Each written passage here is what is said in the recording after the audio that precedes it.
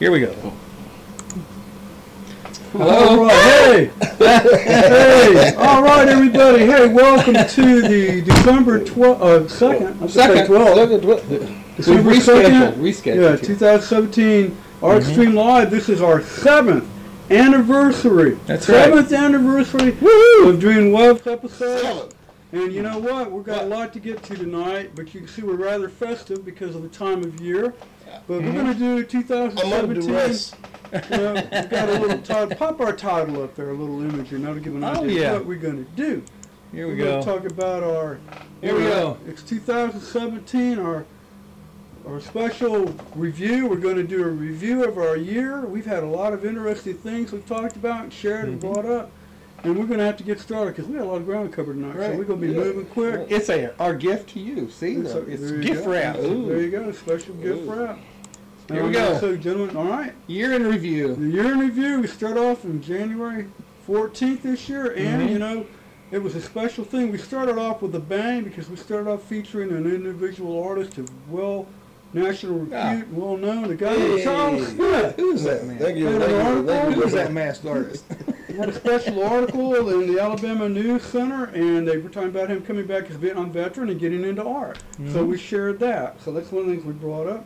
Then we talked about the Art Patriots League of Mobile, the unsung heroines, the women in that group, and what they did to help the artists in the community. We shared that with people. Fantastic. Great then, group of ladies. One of the things they were, and one of the things they did do, they helped provide funding to buy artwork for the museum collection. That's right. And I wanted to share two artists they purchased work from. A fellow named Charles Smith. Yes. And there's a piece that's shown there with the young Charles Smith, and then a fellow named David Simmons. Yeah. Who is that They man? bought one of his I don't know who that young man is. But they provided the funding to make that happen. So that was one of the things I wanted to cover tonight that we talked about. Yeah. Then we went right into September. The good old days. And we will be moving tonight. So we started in February 11th. I get my months right. Right.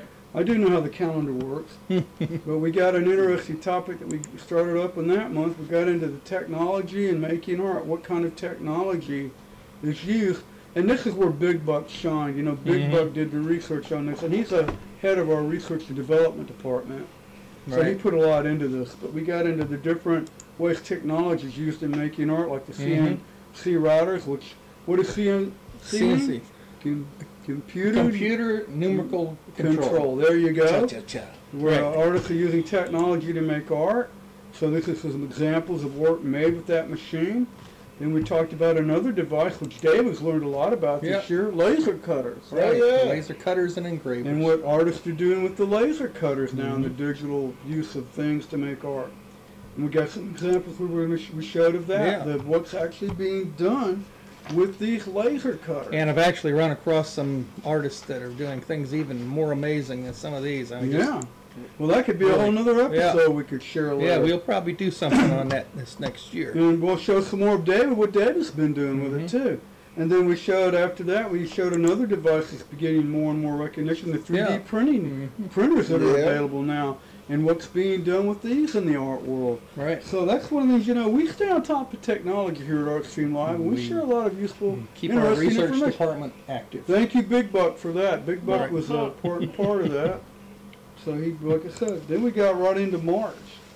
March the 11th, we went into another webisode, and you notice one of the things we do our little overlays by the month. The little pictures tend to have an indication of what's coming, and that's the artist William Christenberry, nationally known Alabama artist. And what we went ahead and did, we shared some information. But we'll start off with what we actually began the program with that month of March. We had a special tradition that got carried on. You know, ArtStreamLIVE and David and me working together have come up with the unportrait, the non-portrait. We don't do portraits, do we, David? No, we do unportraits. We do unportraits. Yeah. And we have a tradition where David's done one of me and Charles and one of the two hot mamas. And I've got the pleasure of doing David and Charles and one of the other two hot mamas. Karen too. And then, I did Karen. And I did one and presented it to Boudreaux. So that's how we opened the show that time. I actually presented her unportrait tour on the air. And then we got into our topic that night. We were sharing some special exhibitions. You know, we try to stay on top of cultural events in our area and nationally. And we wanted to share we are the cutting edge. We are. People don't know that yet. You know? But we are. I got to remember that. Yeah. We are. But we were sharing some special exhibitions from the Mobile Museum of Art, One of them was the Christenberry in Alabama. He had passed away in 2016. They had a special show of his work. So we shared that with folks, telling them about that. Then we shared some other contemporary Alabama photography show. And these were Alabama photographers which were influenced by Christenberry, which tied into that special exhibition. And then we featured some work by a glass artist named Renee Caller, who actually set up the glass program out of South Alabama. And this is a major install piece, an on-site installation she did, the Mobile Delta, represented through glass. And that thing runs about 35 feet, and it's about it's 9 feet up, 9 to 10 feet high. So that's a lot of glass she went, and we featured that in our March webisode.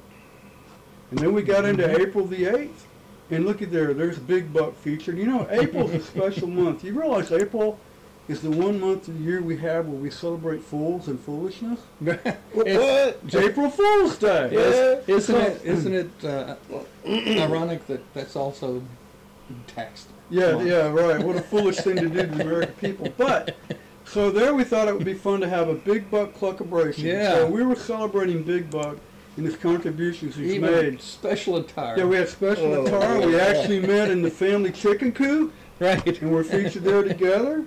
And so we got into some things we shared with Big Buck. We got into the Big Buck family album to share a little bit of Big Buck's history. You know, we featured some pictures out of the album. Like we showed his mom and pa. That's right. There they are. And then I thought, you know, what was touching about this, and which is really... This is high society stuff. This is great stuff right here, you know. Featuring Big Buck. Now, this was something... This is something a lot of people didn't know. And a special relationship between Charles and Big Buck. That's right. If it wasn't for Charles, you know, Charles reached out to Big Buck in a time in his life. They got bitten on the arm. He was in a life of crime, and the fact that Charles was able to reach out to him turned Big Buck's life around. And Big Buck was featured in a Reformed Big Buck in January 8th of 2011, where he actually joined up with us at ArtStreamLIVE. So I thought that was a great moment to share with our viewers back in April. Somebody was getting ready to throw him under the bus, and that's it. We just thought it'd be fun to show a few, with other people's kernels. You know, these are some little shots out of the different webisodes we've done where Big Buck's been featured and a part of the program. So we shared that with folks. And then we got into a little bit, we pulled out one more great family picture of Big Buck at the beach. Vacation pictures. You know, down where we live, a lot of beach area, so the family enjoyed Big Buck. So that's what we shared back in April. Then we jumped right into May the 13th. And you know, May is the month for Mother. Mother's Day, of course. So we wanted to share how artists visually say, I love you, Mom. And you know, it's a fun topic to get into, and that's what we got into. We were showing, you know, how do artists visually say, I love you, Mom? And if you look through art history, that's happened a lot more than people realize. Like one of the icons coming up that we featured, and these are just a few that we actually showed. But, you know, we'll get there in a minute. Let's see. Here we're coming up. Yeah, there it is. Whistler's mother, James Whistler. That's the famous. That's right. That's one of the most famous of all right there. So that's how he said, I love you, Mom. That's how he did it. And this is just a select few. Vincent Van Gogh, portrait of his mother. And that's how he and only he can say, love you like that, Mom. Yeah. And then even Andy Warhol got into the act. So we shared that with our viewers. And these are just a few we actually featured on that. And then, of course, we wished our mothers and all mothers a happy Mother's Day at the end of the program. So then we jumped back into June. So now we're mid-year. And, you know, we started the year with an important artist. Charles Smith. And then we get into June. Notice, what is that there? That's some Charles Smith pottery on there. We got into the master and his medium, where Charles is willing to come forward and talk a little bit about some of the techniques and materials he uses in his artwork. And if y'all missed it, you have to go back and look at the real one. They'll have to go look at the real one. But he actually got into talking about, he would show an example of his work, like in this one of his ceremonial vases, his glazed carved stoneware. And then after he'd show the piece, we talk a little bit about how the glazes work and what stoneware means. So he got into the technical aspect of his work, and he was willing to share that with people. And he showed another piece where he had clays carved pressed graffito, and then he talked about that technique, what that means. So we shared that with folks. So if you were watching, you had a much better insight of how Charles makes his work and what actually goes into all this artwork he's making. This was a special piece right here. where he had done a carbon-fired piece. And everybody thought these were just plaster molds. Yeah, and Charles, Yeah. and he did that back in 1978. He was talking about the difficulty of that technique, and it's something he didn't do often, but when he did it well. And then we shared information on the earthenware, the type of clay, and how it's carbonized and how you do that. So this is what people were missing during the year. Then we showed a special raku piece where he's been doing his acorn pieces he does. It's a tripod-lidded acorn jar done with the raku firing technique. So then we shared a little bit about how do you do that. So, you know, and the thing about this, which people don't realize, is that when you watch ArtStreamLIVE, it's actually, this was an exclusive. Right. ArtStreamLIVE educational Nowhere episode. else on the face Nobody of the else earth. has We this. don't spill like this on the regular. And this is Big Buck and approved and endorsed. So if you were watching, you could have got some insight into the man's creativity and his work. Now this is a fun topic that David came up that I really like this. And the little guy says it all right there. He goes, wow, you don't have to make your own art to be an artist? No, you don't. No. And we got into who Executive makes artist. Yeah. got into the idea of artisans and who makes other people's artwork, contemporary artisans. And we gave a little topic, discussion about terminology. What is an artisan? What's a craft person? So we started off And with a that. lot of sculptors Yeah. work like this. They do massive yeah. pieces of work that Right. they don't have room in their studio or the necessarily the craft skills to do it. Then you hire somebody who has those skills and you direct them. Yeah, I've been doing it for So, yeah. centuries. And this Right. is our topic for July. But This what is- was fun about it, people don't realize, it goes a lot further back Way than back. people realize. It's nothing new. Michelangelo used the systems to paint on parts of the ceiling.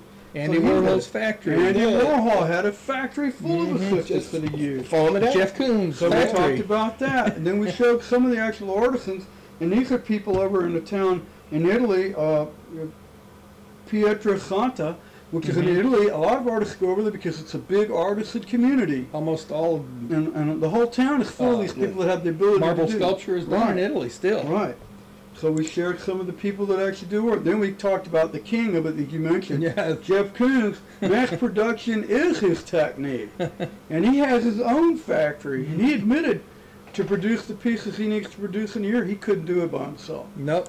So that was a topic that I thought was a lot of fun. And then we ended it with a special artist here, you know, by the name of Angela Dela Cruz, who has been, because of health issues, is not able to make her art, but she still has the creative ability. She has the ideas. And the idea is that Yeah. she has assistants that do the work for her under her direct instruction.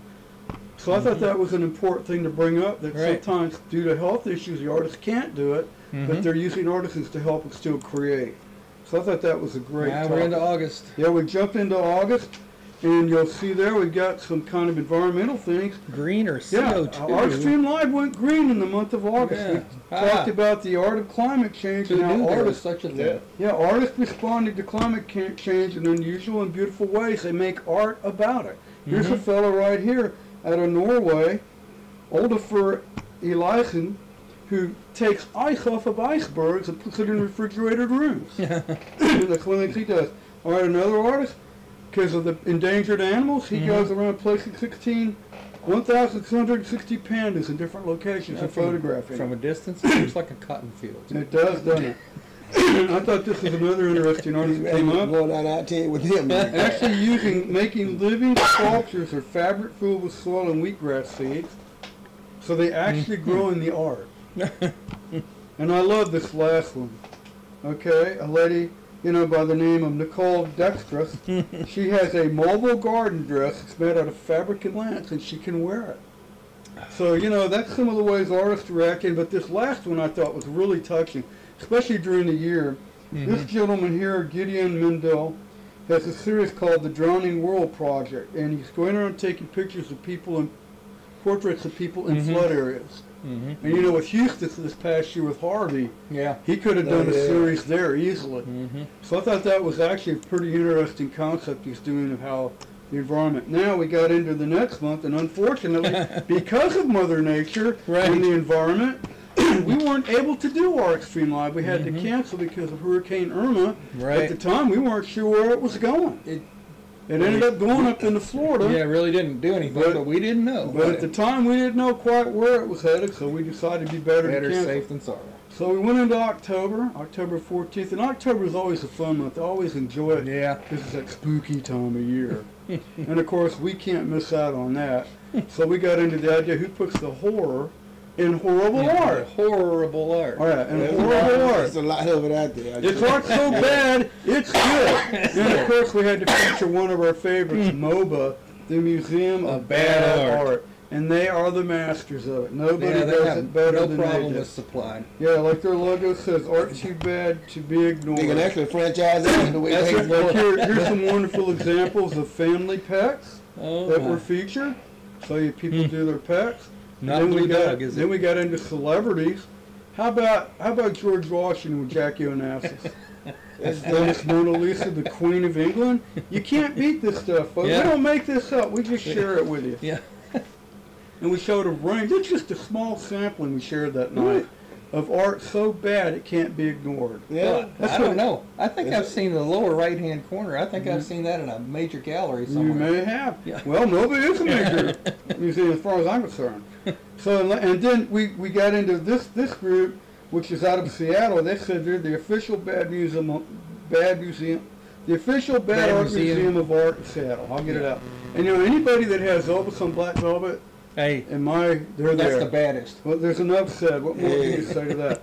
And then, you know, we found a new piece, the second baddest, which we think is probably one of the most horrifying pieces of art ever made. We actually feel this tops dogs playing poker. Drunk now dogs. we have dogs playing pool. Drunk dogs playing pool. Well, I guess we could say drunk dogs. Well, they got the little squigglies over there. There you go. But, you know. Yeah, they're drunk dogs. So we've got a new standard. So we went to that. Then we got into November, but unfortunately, but we're having technical. Yeah, we are. Technical difficulties. Yeah, we lost control. There it is. There we're back. Okay. Mouse took a Once walk. again, unfortunately, we had to cancel the November webcast. I had a family member who had to go into the hospital due to an extended gallbladder, and those are actually CT scans of extended gallbladders. Oh man! I thought I'd share that with folks. So unfortunately, we had to cancel that month. But things happened. Everything turned out okay. Yeah. And then, you know, we were in our nice December the 2nd webisode right now, which we've shared. And of course, we want to wish with Big Buck everyone a Merry Christmas. Right. Because we're in that time of the year. And not only that, we'd like to also wish them a Happy New Year. That's right. Happy New Year. Not here yet, but hey, and we won't see them until the next year. Drop the feature title up there. That's what we actually ended up doing tonight. Tonight was our ASO 2017, the year in review, which is what we just shared with you tonight. So if you've been missing all this during the year, you need to join us and start keeping up with us. Get educated. Well, yeah, Charles, you're right. Get educated. See what Charles has been doing. Some of the latest technology and cutting edge in art. We're trying to cover a lot. We do cover a variety of topics. And like we say, you never know what'll come up. You never know what we're going to be doing. And they don't know, do they, Charles? No.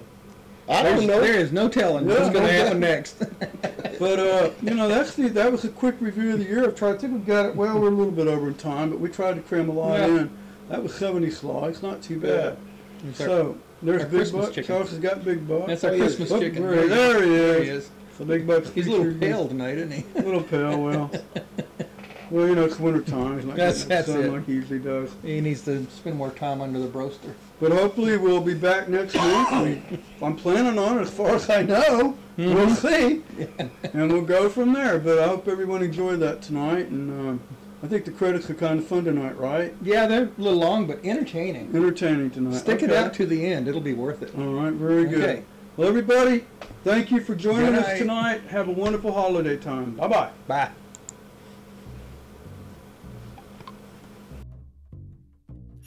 Don't tell me not to cry and not to pout. Santa Claus is freaking me out. I have a million questions spinning around my head. Until I get some answers, I refuse to go to bed. Like, how can a fat man fit down my chimney, carrying all those presents for you and for me? Don't tell me not to cry and not to pout.